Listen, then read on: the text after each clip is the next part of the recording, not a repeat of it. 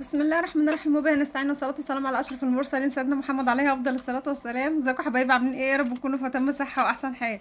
صباح الفل، صباح التفاؤل، صباح الجمال، صباح كل حاجة حلوة على عيونكم. وحشوني جدا من الفيديو اللي فات، وحشني كلامكم الجميل، وحشني التواصل معاكم. تسلموا لي يا رب أعز اخوات. كل سنة وانتم طيبين. خلاص العيد على الأبواب، ورمضان خلاص بقى. يا ريتك سنة يا رمضان، والله العظيم أيامه خير وبركة وسعادة وهنا، رغم الواحد بيشوف فيه حاجات كتير، بس ايامه جميله وخير وبركه. يعني ربنا يعودوا علينا كده بالخير واليمن والبركات يا رب، ويعودوا عليكم بالخير واليمن والبركات، لا فاقدين ولا مفقودين يا رب، ويجعل ايامكم كلها كده سعاده وهنا وصباح الفل على عيونكم. تعالوا نبتدي يوم جديد من يوميات خدوجه. تعالوا نشوفوا هنعملوا ايه النهارده في يومنا. اول حاجه كده دخلنا على الاوضه، بقيه الكراكيب بتاعه اوضه الطبيخ. بص انا يعني كان دي خلاص اواخر الكراكيب، مش مصدقه ان انا خلصت منها، ولميت كل حاجه في مكانها، مش في مكانها قوي بس لميت الدنيا.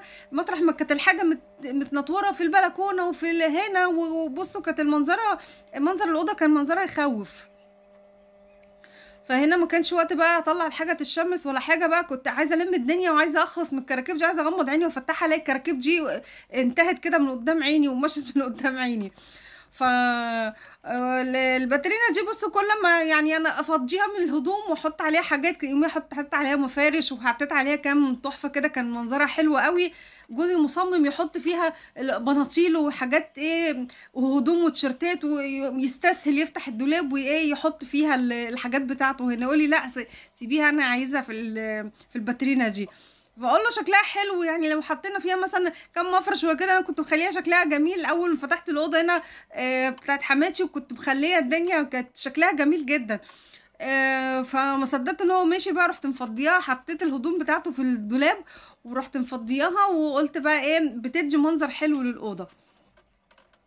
وشلنا الكراكيب اهي اللي كانت في الارض، ورحت اديتها مسحه بس كده مطرح التراب. طبعا طول الشتاء يعني الازاز ده مش بيتفتح من الساعه، هنا بتبقى الساعه فظيعه جدا، فقليل قوي لما بنفتحه. يعني ايه ممكن بنفتحه مثلا ضرفتين كده للاوضه اللي احنا بنقعدوا فيها، اهو الدنيا بس شويه كده، وبعد كده بقفلها تاني عشان خاطر هنا يعني اخر دور وكده، وبتبقى الحيطان شاربه رطوبه، شاربه ميه الشتاء وكده، بتبقى متلجه لوحدها. ومش مستحملين ان احنا نفتحوا الدنيا يعني. وده التربو ده كان رمهولي في البلكونه. فطبعا التربو ده انا محتاجاه، عايزه احط فيه حاجات التوابل المرميه في كل حته، والحاجات الكياس اللي كانت على الحيطه واللي كانت تحت الرخامه اللي هي بتاعه الدولاب. ففي حاجات ياما انا محتاجه التربو ده احطها فيها، فهاخده بقى هغسله غسله حلوه قوي. افتكرت اليوم اللي اول يوم اخدته فيه من زينبو، زي ما اكون اخدت منها ايه بقى. بصوا حاجه غاليه قوي، ارجعوا للفيديو ده هتشوفوا ايه اللي حصل فيه وايه اللي حصل ما بيني وبين زينبو، هتضحكوا. فرحت واخداه طبعا، بس لميت الكراكيب الاول اللي هي شفت الحاجات اللي هي ملهاش لازمه، حطيتها في كيس لوحدها، قلت هتتنقط بعدين. بصوا انا عماله كل حاجه ارمي في البلكونه، مش عايزه اكركب اوضه الطبيخ تاني، ومش عايزه احط الملم فيها الكراكيب. فبعد العيد ان شاء الله على رواقه هطلع بقى، هنشوفوا الحلل اللي هي عايزه تدعك بقى، هندعكها دعكه حلوه فوق السطح كده معاكم. والحاجه اللي عايزه تترمى هرميها، والحاجه اللي عايزه الدولاب بتاع اوضه الطبيخ ده انا بصوا اتحط ولسه ما حطيتش فيه حاجه، يعني لسه ما جاش وقته. بس انا بس عايزه الم الدنيا الاول، اروق الدنيا اللي عامله شبه مش قادره اقول لكم الدنيا عامله زي كل حته فيها كراكيب. فالم الدنيا الاول، بعد كده هنرصصوا كل حاجه ان شاء الله، بس في الروقان مش دلوقتي. وقت رمضان ضيق جدا ووقت العيد، وانا عايزه اخلص قبل يوم الوقفه. انتوا عارفين يوم الوقفه هيجرى ان شاء الله، ربنا يعديه كده علينا بخير وسلام، ويطلع يوم حلو ان شاء الله. بس انا مش عارفه الدنيا لقيتها مره واحده كده الدنيا اتشقلب حالها والله العظيم انا بحسبها ليله القدر. انا قاعده على الكنبه، لقيت الدنيا عماله تنور. الجو كان جميل النهارده، والشمس طالعه والجو سخن. عماله ايه الشمس كده، السما كده عماله ايه، عماله تتفتح فيها طاقه كده، زي ما اكون ايه، قلت ايه دي ليله القدر دي بقى. عماله ادعي وادعي لحبايبي بقى، ادعي ليكم وكل حبايبي. بقيت عماله ادعي، مفيش يعني دقايق لقيت هوب راحت عطيها رعضايه رجت الدنيا. بقيت اقول استر يا رب على البيت هيقع فوق دماغنا. بقيت أقول يا رب استر يا رب، الدنيا هتتغرق تاني. ده انا ما صدقت الحاجه يعني شلتها واتغسل، مش اتغسلت يعني، عطيتها وش نظافه كده وكنت منشره الحاجه ولسه كانت هتنشف. هوب لقيت مفيش ثواني لقيت الدنيا اتغرقت والدنيا اتملت شتا، وشتا شتا بحق ربنا يعني، مش نقط ولا كده، لا ده نزل السيول. فانا في الاول بحسبها ظاهره بقى، طب يعني ليله القدر كده، فرحت بقى رحت مصوراها ومنزلاها قلت ليله القدر. اللي عايز يدعي يدعي بقى. بس طلعت برق يعني، بس ماشي كل حاجة، يعني كل حاجة من عند ربنا حلوة الحمد لله. بس بيقولوا ساعة البرق برضو بتجي أبواب السماء بتتفتح، والله أعلم يعني بيقول لو عايزة تدعي أي حاجة مثلا ولا كده ادعي وهي الدنيا في برق أو الدنيا بتشتي مطر جامد كده زي اللي حصل، فبتبقى أبواب السماء مفتوحة، فادعي باللي نفسك فيه. فانا قعدت دعيت بقى كتير بصراحه، يعني الحمد لله اللي ربنا قدرني عليه والله طول الشهر بحاله. كنت قبل الفطار اقعد ادعي كتير، وليا والغير، ويشفي كل مريض يا رب، ويشفي كل وجع، كل ألم. ربنا هو عالم بالألم اللي فيه كل واحد بيتألم، يشفي ألمه ويشفي مرضه ويدي كل مشتاق للذرية الصالحة. واللي ما اتجوز يتجوز يا رب، يسعد البنات كلهم اجمعين يا رب، ويسعد العريس اللي هنا كده يروح بيته على خير يا رب كده، عشان الكراكيب اللي عندنا دي تخف شويه. قولوا امين. يا رب كده يسعد الجميع يا رب، ويدي كل اللي نفسه فيه يا رب، كل حد نفسه في حاجه ربنا ينولها له يا رب. ودايما نقوله ايه، لا اله الا انت سبحانك اني كنت من الظالمين. انا بحب الدعاء ده جدا، فدايما ادعوا بيه. لا اله الا الله تقولوها 3 مرات، لا اله الا انت سبحانك اني كنت من الظالمين، لا اله الا الله واستغفر الله لذنبي وللمؤمنين والمؤمنات عدد خلقه ورضاء نفسه وزنة عرشه ومداد كلماته. ومش لازم الدعاء دوت اللي ربنا يفتحها عليكي بيه ادعي بيه، واي حاجه طالعه من قلبك ان شاء الله ربنا يكبر بخاطرك كده وينولك اللي انت نفسك فيه كله. يعني انا سمعت قبل كده في حديث السهم عامل، الدعاء عامل زي السهم، لو انت بتدعي وصادقه في الدعاء وبتدعي من قلبك وبتدعي كده نفسك ربنا ينولك الحاجه اللي نفسك فيها، وبتدعي بصدق ومن قلبك كده وبإخلاص، ده بيقولك عامل الدعوة بتبقى عاملة زي السهم، بتطلع من بقك للسما، راشقة في السما على طول من بقك لأبواب السما. لكن لو انت بتدعي كده دعوة كده من عادية، دعوة عادية كده، ولا زي كأنك بتتكلمي في موضوع ولا كده، دي بتقع في الأرض. فبتشبهوني والله العظيم زي دعواتكم ليا، بحس ان هي بتطلع من قلبكم، وفعلا ربنا يا رب يكبر بخاطركم زي ما بتكبروا بخاطري في الايام الجميله دي، وما تحرمش منكم ابدا. يعني واحده حبيبتي امبارح بتقولي في فيديو امبارح بتقولي انا من كتر ما تخيلت البرد والهواء اللي في البلكونه، ربي يعوضك خير وينولك اللي نفسك فيه. انا عاتبه على ال50 اللي شافوا الفيديو، 13 منهم بس اللي حطوا اللايك. لهالدرجه مستعجلين، كلنا منعزل ومشغولين بالبيت وبره البيت. اكتبوا تعليق وحطوا اللايك. والله انا مش عارفه اقول لك ايه على تعليقك الجميل ده، تسلميلي يا رب، تسلميلي وما تحرمش منك ابدا. انا حاسه ان دعوتك ليا فعلا من قلبك وبتطلع من قلبك كده لابواب السماء. ربنا يتقبل منك حبيبتي صالح الاعمال يا رب، وتقبل منك كل حاجه حلوه واجعله في ميزان حسناتك يا رب.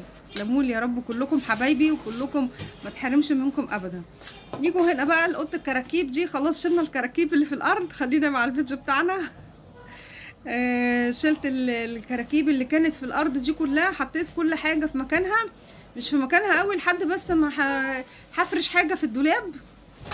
يعني انتوا شايفين تنفيضات العيد كانت عامله ازاي، اخدت مني وقت واخدت مني مجهود والله، لان انا مش بعمل معاكم الحاجات دي بس، انا في حاجات تانية بعملها، مش كل حاجه بقدر اصورها لكم. فبعد العيد ان شاء الله هنعملوا حاجات تانية، وهيبقى في حاجات كتير لسه. العمايل في البيت هنا والله ما بتخلص، فان شاء الله هنعملوا مع بعض حاجات كتير وحاجات حلوه. لو وصلتوا معايا لحد هنا يا ريت ما تنسونيش باللايك، حطوا اللايك وعلوا المايك. انا هغنيها لكم عشان ما تنسوهاش.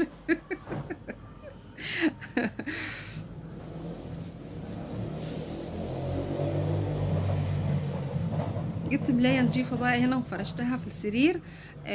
بصوا انا هنا ما سيقتش بصراحة، كان لسه يعني ما التسييق لسه هسيق التلات اوض مع بعضيهم. يعني انا النهاردة عملت الموضوع دوت. طلعت طبعا لقيت الدنيا، انا ندمت ان انا ما شلتش الحاجة اللي انا دعكتها امبارح، والغسيل لقيت كل حاجة. الشتا، مية الشتا طبعا بهدلت الدنيا وبهدلت الغسيل والسجاجيد والحاجة اللي انا كنت حطاها بره. فرحت عملت السجاجيد بالشامبو السجاد برضو. ورحت يعني حطيتهم تحت التندة. انا ندمت ان انا فعلا ما حطيتهمش تحت التندة قبل ما انام، بس انا مش عادش خوانه ان انا هقوم الاقي الدنيا بالمنظر ده.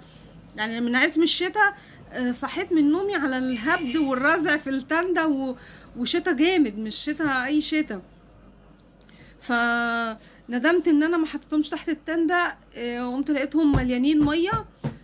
فسبتهم بقى، سبتهم بره يكملوا بقيه يعني تنشيفهم. وعملت حاجات تانية في البلكونه برضو. مطرح ما عملت شامبو السجاد وكده ونزل تراب تاني على البلكونه، رحت مسحاها مره تانية عشان تبقى الدنيا نضيفه بقى. يعني ايه، ما اضطرش ان انا اسيقها مره تانية. فبرضه حبيبتي هنا بتقولي يا خدوجة، مش كله يعني تعملي بالمية والصابون كده تقطمي ظهرك وهتتعبي نفسك، كفاية كنس التراب. بص حبيبة قلبي، انا طول الشتاء انا ما بعملش العملة اللي انا عملتها في البلكونة دي. زي ما قلت لكم احنا صعب الدخول في البلكونة جدا، فالعملة دي يعني انا دعكتها دعكة بذمة كده عشان العيد وعشان اول غسيل للبلكونة بعد الشتاء. فلازم بتبقى بالمنظر يعني بتبقى كده عشان بس ايه، بتبقى مليانه تحت الكراكيب في تراب مع ميه الشتاء، فبتعمل طينه كده ناشفه ولازقه مش هينفع تتكنس. فطبعا كان لازم اعمل كده، لازم اقلب ميه ولازم احط مثلا شويه نستبون على شويه كلور حاجات كده اهوت عشان تنضف معايا بس ايه البلاط. هي بتبقى اول مره كده في اول الصيف، بعد كده بقى مره تديها كنسه، مره تديها حبه ميه كده عشان تدينا طراوه. تديها ميه تديك طراوه. اديها شويه ميه عشان بس ايه، رجلين العيال بياخدوا من البلكونه. انا عايزه اقول لكم بيفضلوا بصوا داير كده في ما بيقعدوش ما شاء الله يعني في الصيف. بيفضلوا يجروا ورا بعض، ومن البلكونه للاوض، من البلكونه للاوض للسراير، وبينطوا من السرير على الشباك اللي فوق السرير دوت على البلكونه، وبتبقى يعني بتبقى حوسه. فلازم البلكونه دي تبقى نظيفه عشان ما تبهدلش الشقه وما تبهدلش الفرش بتاع مثلا السراير ولا الكنب ولا كده. فهنا انا والله انا بصوا البيت ده فيه حاجه غريبه فعلا. انا مهما انضف ومهما اعمل، انتوا شايفين الفيديوهات اللي معايا من الاول، شايفين انا بعمل ايه قدامكم. اقسم بالله مش عارفه الدنيا بتتبهدل ليه كده، ومش عارفه الدنيا مفيش حاجه بتقعد نضيفه. انا اللي عماله اعيد وازيده ولا ايه، زي ما اكني ما عملتش فيه حاجه، مش عارفه فيه ايه. فمش عارفة يعني. واحدة قالت لي قبل كده عشان الحيطان مش مدهونة، عشان مثلا عايز يدهن، عايز مش بس أنا مش عارفة ده ملوش دعوة بالبهدلة اللي بتبقى الدنيا فيها، مش عارفة.